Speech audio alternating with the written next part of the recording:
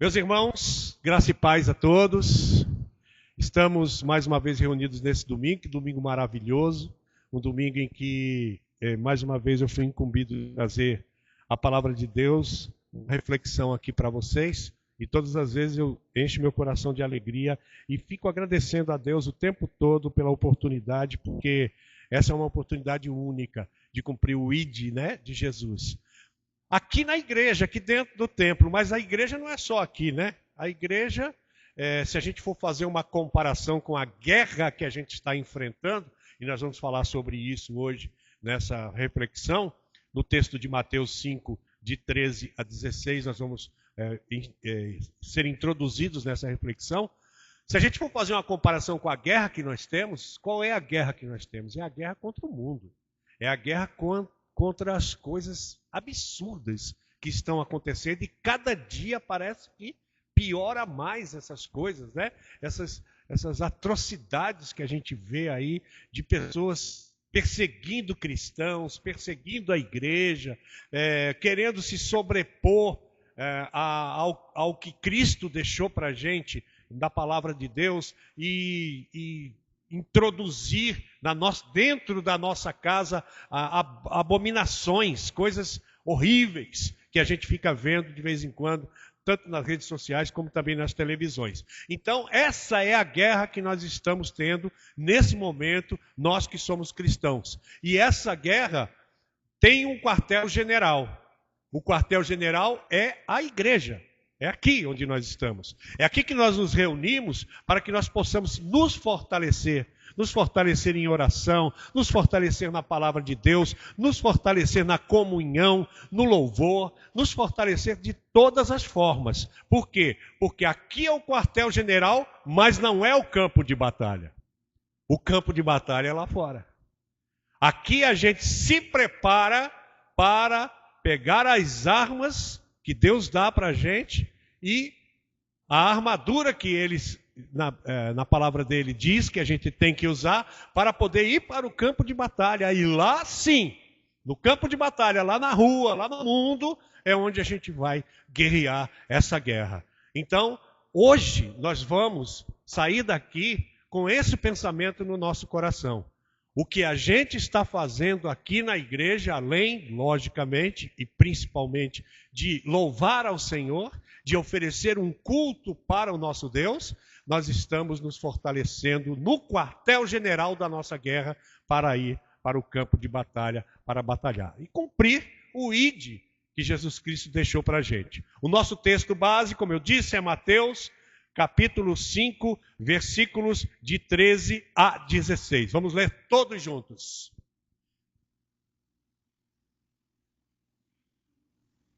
5, 13 a 16. 5, 13 a 16. Vamos lá? Vós sois o sal da terra. Ora, se o sal vier a ser insípido, como restaurar o sabor? Para nada mais presta, senão para lançado fora, ser pisado pelos homens. Vós sois a luz do mundo. Não se pode esconder a cidade edificada sobre um monte.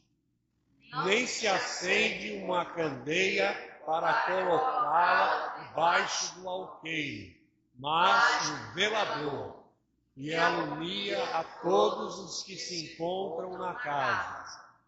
Assim brilhe também a vossa luz diante dos homens, para que vejam as vossas boas obras e glorifiquem ao vosso Pai que está no céu.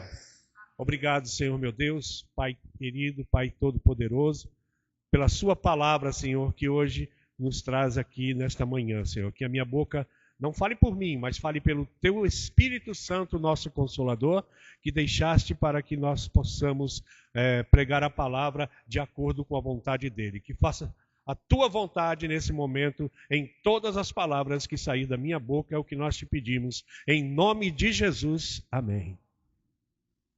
Vós sois o sal da terra, vós sois a luz do mundo. E assim resplandeça a sua luz diante dos homens. É difícil, você introduzir isso no seu coração e dizer assim: a partir de agora eu vou ser a luz do mundo, vou ser diferente. Às vezes se torna um pouco difícil, porque a gente não consegue assim assimilar o que realmente é isso. Como é que realmente a gente pode fazer isso? Então há uma distinção entre o que acontece aqui dentro da igreja, conforme eu falei, e o que acontece fora do templo.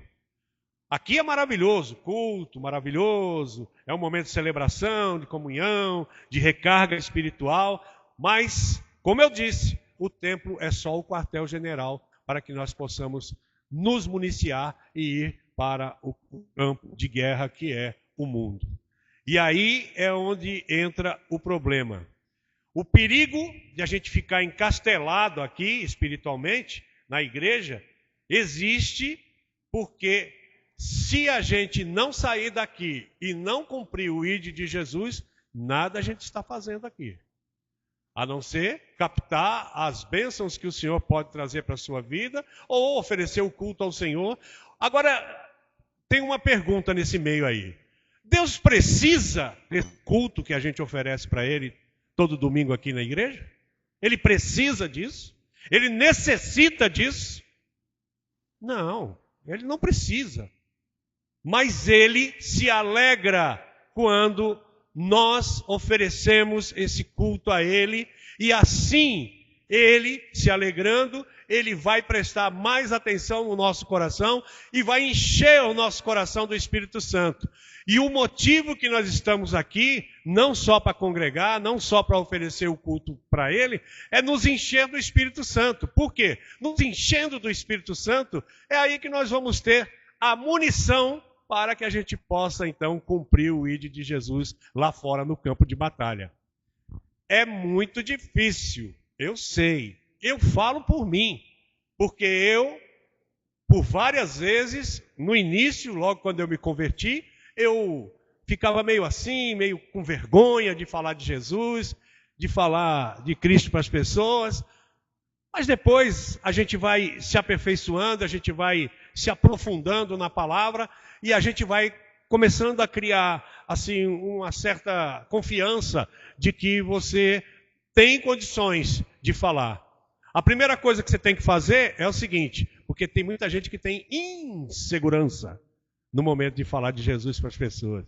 Por quê? Porque fala assim: rapaz, eu não conheço direito, eu não conheço profundamente, eu não sou um teólogo, né? Então as pessoas às vezes fazem algumas perguntas assim que você fica... Isso aí eu não sei. Então você fica... Então a primeira coisa que você tem que fazer é o seguinte. Está lá, na Bíblia. Deus falou. Se você precisar de sabedoria, peça a quem? Peça a Deus, que a todos dá. Então, o primeiro passo é esse. Você buscar a sabedoria.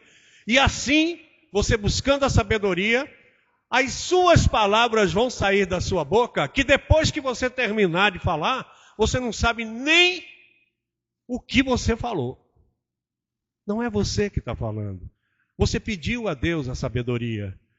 Deus deixou o Espírito Santo aqui para que você se introduzisse, se enchesse dele. E com o coração cheio do Espírito Santo, as palavras saem da sua boca sem você perceber. E aí você está evangelizando, você está ganhando vidas para Cristo, você está cumprindo o ID de Jesus até sem querer.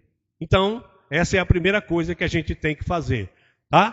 Primeiro, sair da igreja, sabendo que a igreja não é um lugar para você vir aqui, se acomodar, louvar, ouvir a palavra e depois ir embora para casa, sentar no sofá, ligar a televisão e assistir ao jogo da Espanha com a Argentina. Não. A igreja é para você vir aqui, se encher do Espírito Santo, é para você vir aqui, aprender mais da palavra de Deus, se municiar, porque o quartel-general vai deixar você pronto para enfrentar o campo de batalha, que é o mundo, que são as ruas, o seu local de trabalho, a sua escola, o local onde você convive todos os dias. Na época de Jesus, o sal não era apenas para dar sabor, mas era o principal conservante dos alimentos. E ele impedia a carne de se apodrecer. Então, já saia pensando nisso. Se você é o sal da terra, você é aquele que não vai deixar as pessoas apodrecerem.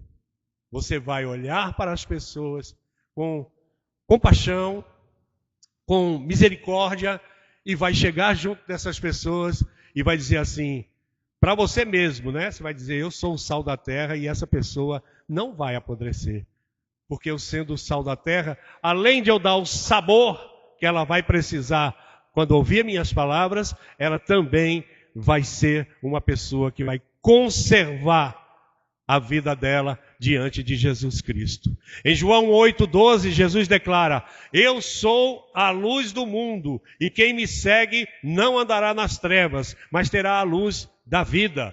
O templo de Jerusalém foi o local onde Jesus falou isso naquela época. Foi durante uma festa que é chamada a Festa dos Tabernáculos, ou a Festa das Cabanas, celebrando a bola de fogo do deserto. Essa bola de fogo do deserto, todo mundo sabe, foi naquela época em que os hebreus tinham saído do Egito, estavam passando 40 anos lá no exército, e Jesus colocava uma bola de fogo à noite, né? E uma nuvem para eles seguirem durante o dia. Então, a festa que era celebrada lá em Jerusalém foi essa festa das cabanas, ou a festa dos tabernáculos, e Jesus disse que era a luz do mundo. Mas em seguida, nesse texto que nós lemos, ele disse, vós sois a luz do mundo. Você está entendendo a responsabilidade que nós temos? Ele pegou e disse primeiro, eu sou a luz do mundo. E aquele que me seguir vai se dar muito bem. Mas depois ele disse, eu sou a luz do mundo, mas vós também sois a luz do mundo. É claro que a gente não tem o mesmo brilho que Jesus, né? Se a gente for fazer uma comparação assim, vamos pegar os astros que nós temos.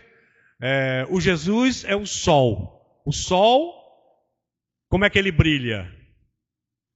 Ele brilha por si mesmo. Ele já é o brilho. Então, e nós somos a lua. Porque à noite você vê a lua brilhando também, né? Muitas vezes você sai de noite, está a lua cheia, você vê tudo assim na rua, mesmo que esteja uma escuridão muito grande. Então, nós somos a lua. Por quê? Porque nós recebemos o brilho de Jesus, a lua recebe o brilho do sol e também faz com que a terra brilhe. Então, essa é a nossa responsabilidade.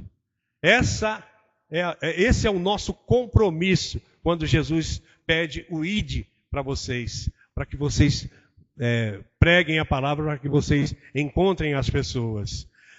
Por falar em luz, eu estava viajando esses 3 dias passados, agora, e na quarta-feira eu fui para Caruaru, dormi num hotel lá em Caruaru, que o hotel, quando você fechava a cortina assim, tinha aquele blackout, né? Da casa de Matias. Lá na casa de Matias também é assim. Fechou a cortina, você não vê nada. Nada, nada, nada. Aí eu peguei, estava um friozinho mais ou menos, mas eu comecei a ficar com calor. Aí eu falei, eu vou dormir com o ar ligado. Botei o ar lá nos 24, 25, para não ficar muito frio, e liguei o ar-condicionado. Na hora que eu liguei o ar-condicionado, tinha uma luzinha verdinha, bem pequenininha no ar-condicionado. Aí eu liguei aquela luzinha, igual essa luz aqui, ó, que tem no nosso ar aqui. Eu liguei, essa luzinha verdinha acendeu. Rapaz, iluminou o quarto todo, uma luzinha desse tamanhozinho. Que eu não estava enxergando nada. Aí, de repente, a luz acendeu assim, iluminou o quarto todo. Eu ia dormir com a luz do banheiro ligada, mas a luz do banheiro lá, quando você acende, lá nesse hotel que eu fiquei, quando você acende a luz do banheiro, liga aquele exaustor, né? Aí faz um barulho danado. Aí eu falei, vou dormir com a luz do banheiro ligada. Quando eu bati a luz do banheiro, o exaustor. Eu falei, não dá não. Desliguei a luz do banheiro e quando eu liguei o ar-condicionado, eu falei, tá vendo? Não preciso de luz nenhuma. Essa luzinha aí já está me dando aqui o conforto que eu preciso para dormir hoje. É assim na nossa vida também, gente. Se você pensa que você não brilha tanto, pode até ser que você esteja certo. Você está no começo da sua vida de cristão, você está no começo do seu entendimento da palavra de Deus. Pode ser que você se ache assim, não brilho tanto, não consigo evangelizar assim perfeitamente, mas qualquer luz, qualquer brilho que você tiver, se você estiver com a sua vida entregue a Cristo, se você estiver vivendo a sua vida seguindo os passos do nosso Jesus, qualquer brilho que você tiver vai ser um brilho que vai iluminar aquela pessoa que está precisando, porque ela está num breu total. E uma luzinha, feito você, vai fazer com que o coração dela se renda para Jesus, olhando o seu brilho, a sua luz. A luz expõe o caminho e afasta o medo. Se a nossa sociedade vive nas trevas de depressão, falta de sentido, violência, a igreja, que somos nós, é quem precisa iluminar essas pessoas. Nós iluminamos quando levamos a verdade do Evangelho, o acolhimento aos que sofrem e a esperança que o mundo não pode dar. A luz brilha sempre que você estiver com o seu coração puro e limpo. É claro que todos pecaram e destituídos de Deus estão perante a terra, mas se você entregar sua vida a Jesus, você vai ter o perdão que você precisa. E todos os dias, assim que você acordar, se você pedir o perdão para Jesus, Jesus já está lhe perdoando. Agora tem que ser, logicamente, de coração, né? Tem que ser de uma coisa que você realmente está sentindo. Mas ele já está perdoando. E você limpo de coração, sem fazer nada, você já vai brilhar. Pelas suas atitudes, pelos seus movimentos. As pessoas vão olhar e vão ver algo de diferente em você. É muito bom quando isso acontece.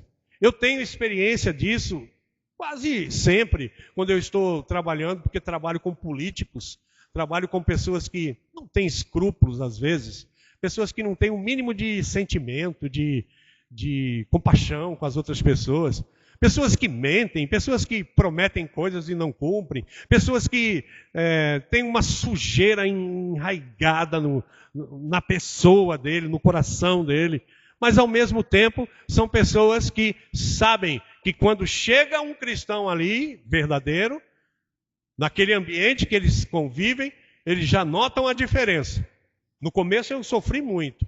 No começo eu até fui meio escanteado, descartado. A minha sorte é que eu trabalho para um político que ele também é devoto de Jesus Cristo, que ele também gosta da religião, que está sempre pedindo a Deus a proteção e tal. Então ele já está um pouco mais sintonizado com tudo isso. Inclusive, ontem ele disse que tem muita gente olhando feio, né? É o que acontece conosco também. E ele falou uma frase muito legal. Ele disse: tem muita gente aqui agorando a minha vida, tem muita gente de olho grande na minha vida, como acontece com qualquer pessoa, com todas as pessoas, né? Tem muita gente invejosa que olha para você e não gosta e fica agorando a sua vida. Mas ele disse: mas quem cuida de mim não descansa e não dorme, que é Jesus. Ele disse: eu em pé, as pessoas podem até me derrubar, mas eu de joelho ninguém me derruba não. De joelho ninguém me derruba. Então eu achei legal ele falar isso, achei legal ele falar essas palavras, porque aí mostra que mesmo no meio em que tem muita gente errada, ele ainda consegue sintonizar com a palavra de Deus a vida dele, e isso me dá muita alegria, porque é muito ruim você trabalhar com pessoas que não têm conhecimento da palavra e faz questão de não ter. Essas pessoas, infelizmente, a gente não vai poder, né, fazer com que elas tomem conhecimento através do diálogo, porque tem muita gente que nem dialogar quer. Mas nós, como somos o sal da terra e a luz do mundo, temos outra arma para lutar até contra essas pessoas. nós temos a arma da oração. E quando ele diz que de joelhos ninguém pode derrubá-lo, eu digo que de joelhos nós podemos conquistá-los. Porque pela oração, eu já vi, nesses 22 anos que eu tenho de conversão, eu já vi, gente. Eu já vi muita gente se converter pela oração. Aqui Joelma, que a mãe dela, por muitos anos, foi a intercessora da nossa igreja, né? A ministra de oração aqui da nossa igreja. E irmã Zefinha tem muitos testemunhos de oração que ela aqui na igreja, ela morava aqui, oração que ela aqui na igreja fazia, e que depois ela dizia, estou orando por fulano de tal, porque ele está passando por isso, por isso, por isso. Daqui a 2, 3 meses, essa pessoa vinha aqui dar um testemunho que tinha mudado completamente a vida dela.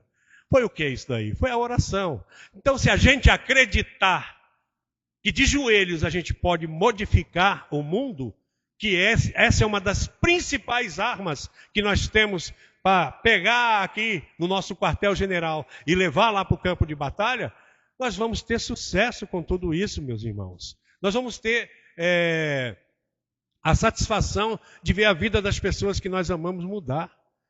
Pode demorar, como demora muito às vezes. Nós temos exemplo na nossa família, eu e Mary, que a gente está orando, mas o tempo todo a gente está orando. A gente vê que a pessoa devagarzinho está quebrantando o coração. Mas é tudo no tempo de Deus. Ele sabe todas as coisas. Mas a gente vê que aquela pessoa já está mudando. Já não gostava muito de farra, de sair e tal, não sei o quê. Agora já está diminuindo um pouquinho mais. Né? Gostava muito de rejeitar a palavra de Deus vinda por certa religião. Agora já está mais, né, flexível, de aceitar e tal. Então, a gente vai vendo as mudanças que Deus vai fazendo na vida das pessoas. Então, esse é o desafio nosso desta manhã. E para a gente fazer isso, para a gente conseguir isso, pedir sabedoria para o Espírito Santo só não, mas a gente tem que viver uma vida de exemplo, né? Porque ser o sal da terra é dar o gosto para as pessoas de que a gente tem uma vida de exemplos.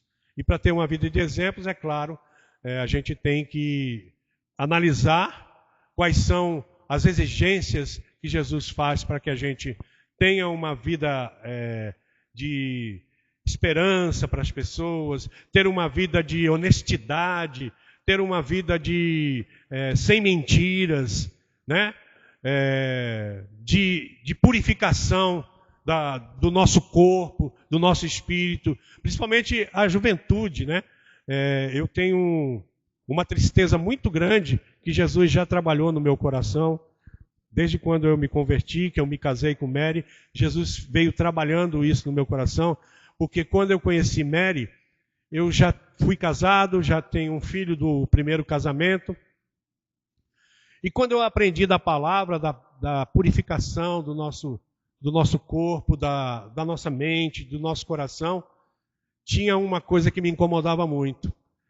Eu, sabendo que ela tinha se guardado para o casamento, né? Eu não tinha. E mesmo antes de eu casar com a primeira esposa, eu não me guardei. Aquilo pesou muito no meu coração. Aquilo me deixou muito chateado.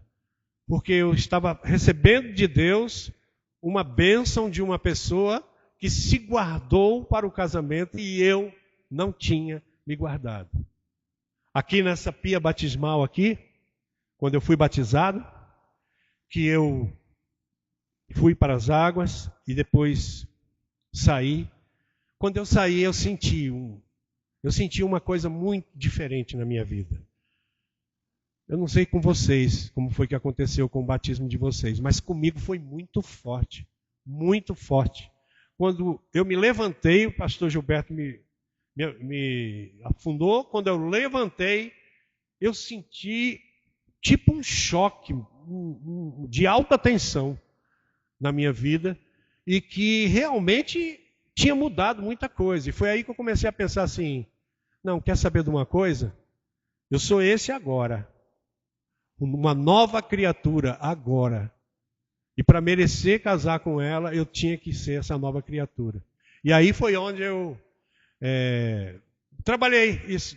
Eu não, né? Jesus trabalhou no meu coração essa coisa essa mancha que foi totalmente retirada. Então é assim, minha gente, que a gente vai purificar a nossa vida. É assim que a gente vai fazer com que Jesus limpe todas as manchas que você tiver na sua vida. E é assim, limpando todas essas manchas. Pense aí em qualquer coisa que pesa muito no seu coração, pesa muito na sua vida, e peça para Jesus: limpe, Senhor, limpe essa mancha da minha vida. Ele vai limpar essa mancha da sua vida. E assim você vai poder trabalhar muito melhor com o ID dele, com a pregação da palavra, com o convencimento das pessoas de que nós somos o sal da terra, que nós somos a luz do mundo. É assim que nós devemos fazer.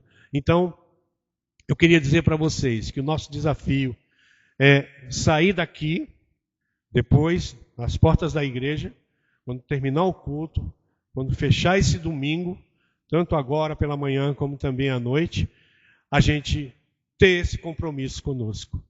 Nos purificarmos diante do Espírito Santo de Deus e sair daqui municiados para que a gente possa cumprir o que a gente tem que fazer realmente. Levar a palavra de Deus para todos aqueles que estão precisando.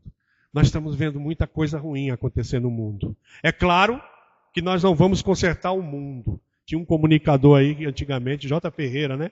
Que ele dizia assim, eu agindo com dignidade, eu posso não consertar o mundo, mas vou ser um canalha a menos na face da terra. Então é assim que a gente tem que pensar.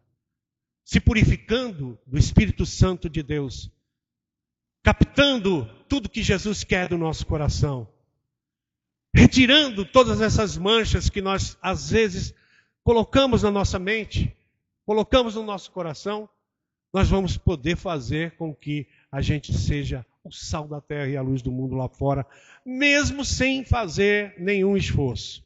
Automaticamente o Espírito Santo vai trabalhar e você vai falar o que tem que falar para as pessoas que estão precisando ouvir. E são muitos que estão precisando ouvir.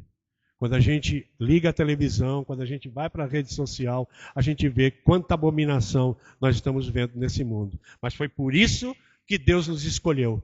Foi por isso que nós descemos ali nas águas e por isso que nós estamos aqui nos municiando a partir de hoje. Vamos sair daqui com o coração compromissado com tudo isso e não se sentir culpado, principalmente. Porque muitas vezes você pode dizer assim, poxa, eu não faço nada disso. Não se sinta culpado. Não se sinta inspirado, se sinta empoderado. Eu não gosto nem dessa palavra, mas estão usando tanto. Se sinta empoderado pelo Espírito Santo, se sinta motivado por Jesus, pela presença de Jesus na sua vida, porque aí você vai sair daqui e vai fazer o que mais Jesus quer, que é levar a palavra dele para toda a criatura. Vamos orar? Senhor Deus Pai, Todo-Poderoso, obrigado, Senhor meu Deus, porque Tu és maravilhoso, Pai, Tu és bom o tempo todo. Mesmo nas dificuldades, Senhor meu Deus, não existe essa palavra fracasso na nossa vida de cristão, porque o fracasso, ele se transforma em outra palavra, que é aprendizado. Tudo que nós passamos, Senhor, tudo que nós vivemos, todas as manchas que nós temos do passado, Senhor meu Deus, estão limpas agora, porque nós aceitamos a Ti, Senhor, como o único e eterno Salvador da nossa vida. E é por isso, Senhor meu Deus, que nós saímos daqui muito mais edificados do que entramos na nossa igreja, Senhor. Sabendo que aqui é o quartel-general para que nós possamos pegar as nossas armas, as nossas armaduras e ir para a batalha, Senhor meu Deus, contra o inimigo que toma conta deste mundo lá fora. Muito obrigado, Senhor meu Deus, pela Tua palavra. Muito obrigado pela Tua presença na nossa vida, Pai querido, Pai amado. Nós não merecemos, mas temos a Sua graça. E é por isso que agradecemos. Em nome de Jesus, amém. Yeah!